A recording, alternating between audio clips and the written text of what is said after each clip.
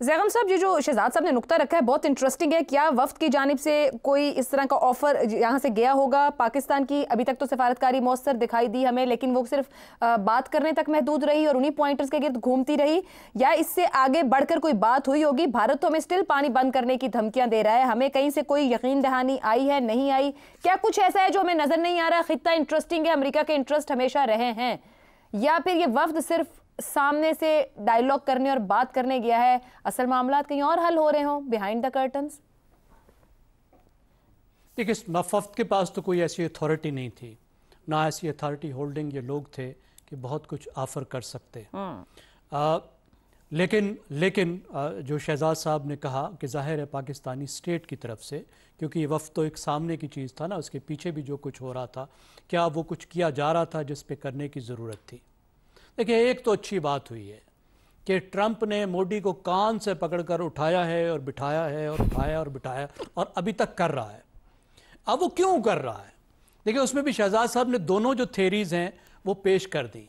एक थेरी तो ये है कि वो कान से उठा के बिठा के उसको कह रहा है कि देखो ये बड़ा मसला है, पाकिस्तान बहुत ज़बरदस्त है, इसके लीडर बहुत ज़बरदस्त हैं, अभी इसने तुम्हारा नाक रगड़ा है तो मेरे बगैर तुम्हारा काम नहीं चलेगा, F-35 तो तुम्हें लेने पड़ेंगे।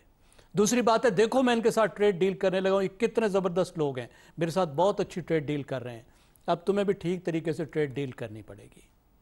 और दूसरी बात कि शायद पाकिस्तान की कुछ ऐसी अहमियत है कि अमेरिका पाकिस्तान को मुकम्मल तौर पे लूज़ नहीं करना चाहता।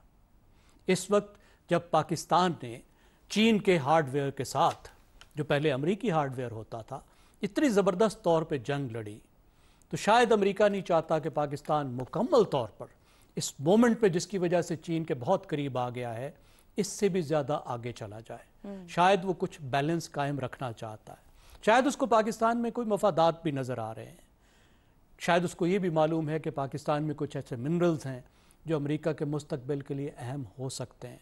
पाकिस्तान की जो स्ट्रेटेजिक अहमियत है शायद ख़त्म नहीं हुई। ज़ाहिर है ये सब थेरीज़ हैं, हमें मालूम नहीं है, कोई चीज़ हमारे सामने नहीं आई। आगे जब चीज़ें खुलेंगी तो हमें मालूम होगा कि अमेरिका क्या करना चाहता है। और ये बात बिल्कुल ठीक है, भारत कोई छोटा मुल्क नहीं है, उसे कोई दूसरा मुल्क मजबूर नहीं कर सकता। अमेरिका को मजबूर करने के लिए अगर अमेरिका भारत को मजबूर करे तो उसको बहुत आगे जाना पड़ेगा। तो वो क्यों आगे जाए? पाकिस्तान की खातिर तो वो आगे नहीं जाएगा जब तक कि उसके अपने मफादात इन्वॉल्व ना हो। लेकिन एक बात तय हो गई है, वो ये है कि इस जंग ने भारत को जो पुश बैक दिया है, उसको ये एहसास हो गया है कि अब जल्दी जल्दी पाकिस्तान के साथ दोबारा पंगा नहीं करना।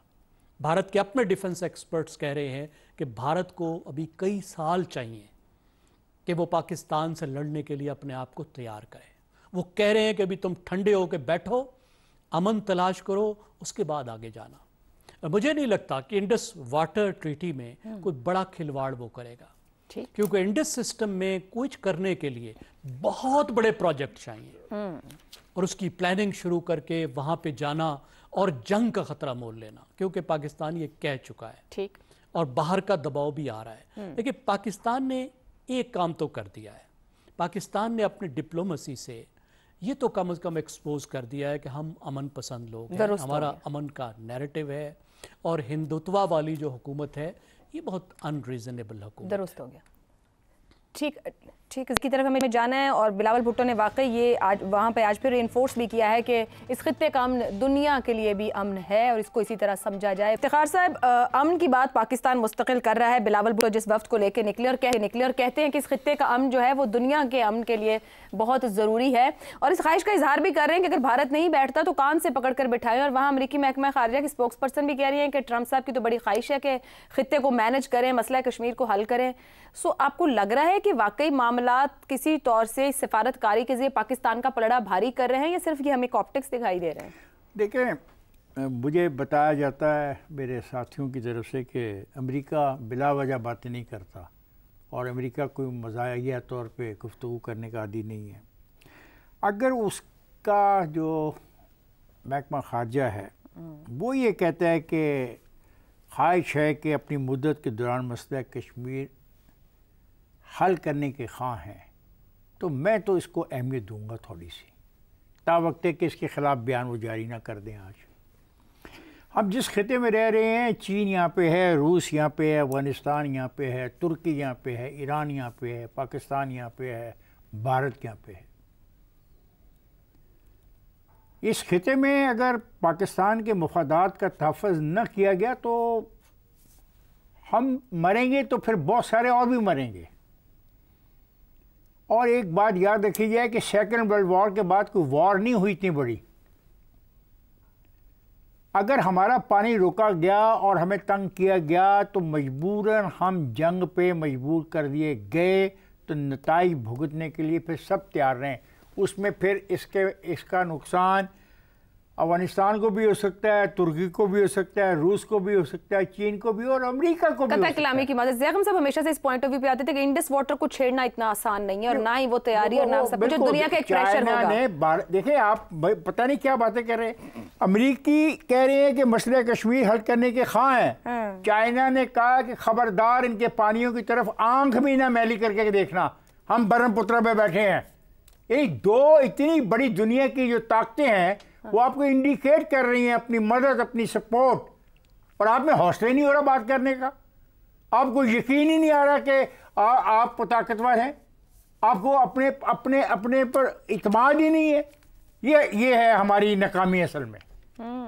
आप आज का पाकिस्तान 1 महीने के 2 महीने के पाकिस्तान के मुकाबले में डिफरेंट पाकिस्तान है। तो क्या हम इतने ताकतवर हैं कि हम खुद भारत को कान से पकड़कर मेज पे बिठा दें? हम नहीं कर सकते। अच्छा, हम नहीं कर सकते। हमने इतनी ताकत का इज़हार किया तो मैंने कहा शायद हमने कभी वादा भी नहीं किया। हम कहते हैं, हम तो सिर्फ एक बात कहते हैं कि मसला कश्मीर का हल हुए बगैर इन दोनों एटमी हथियार रखने वाले ममालिक के दरमियान दोस्ती मुमकिन नहीं है। जब हम ये कहते हैं तो हमारा मैसेज लाउड एंड क्लियर है, इस मसले को हल करना पड़ेगा। और अगर इस मसले को हल नहीं करोगे तो फिर दुनिया का अमन भी जो बहुत ही मुश्किलात का सामना करेगा, क्योंकि ऐसे ही होता है जब जंगें होती हैं। दुरुस्त हो गया जी। अमन ज़रूरी है, तभी आगे बढ़ता है जब मुज़ाकरात और बातचीत के जरिए मसाइल का हल निकाला जाए। और पाकिस्तान मुस्तकिल ये पैगाम गुज़िश्ता 1.5 महीने से न सिर्फ अपने हमसाये को बल्कि दुनिया के तमाम फोरम्स पर पहुंचा रहा है। हम किस तरीके से अपने आप को रेलेवेंट बना रहे थे अमेरिका की नजर में। मेरा ख्याल है हम अमेरिका के आगे रहे। अब हम सिर्फ उनके गुड ऑफिसर्स को देख रहे हैं। देखिए जी, कितनी बुरी बात है अगर हमारी जंग होगी, कितनी बुरी बात, हम तो न्यूक्लियर मुल्क हैं, जौहरी मुल्क है, वगैरह वगैरह, ये वो चीजें। मेरा ख्याल है कि वो जो फायदा हमने हासिल किया था जंग के अंदर, मेरा ख्याल है कि ये पिछले 3-4 हफ्तों में जब ये हमारा ग्रुप गया था तो वो उससे आगे नहीं बढ़ पाए उस गुफ्तगू से जो कि हम यहाँ पे टेलीविजन चैनल्स पे बैठ के या मुख्तलिफ जगहों पे आपस में बातचीत करते हुए एक दूसरे को बुरा भला कहते हैं, इससे आगे वो भी ऊपर नहीं उठ पाए। इस वजह से मुझे लगता है कि बदकिस्मती से ये मौका गया। इंडस कश्मीर पे कभी बात नहीं हो सकेगी, ऑल्दो वो भी एक पॉसिबिलिटी थी कि उसको कुछ किया जा सकता था, लेकिन उसके लिए एक बहुत बड़ा सोच और बहुत बड़ा दिल चाहिए था, जो कि ना दिल हमारे पास है ना सोच का कोई उस किस्म का। रिस्क एवर्स लोग हैं ये लोग, रिस्क नहीं लेते, बात आगे बढ़ाना नहीं जानते कि कैसे बात आप हो वो करें या ना करें, लेकिन लोग लेके तो आओ, कुछ ऐसी दिखाओ उनको जो कि लोग आपके पास एंटाइस हो कि आपके पास आके बात करें। तो मुझे लगता है कि we have lost the opportunity.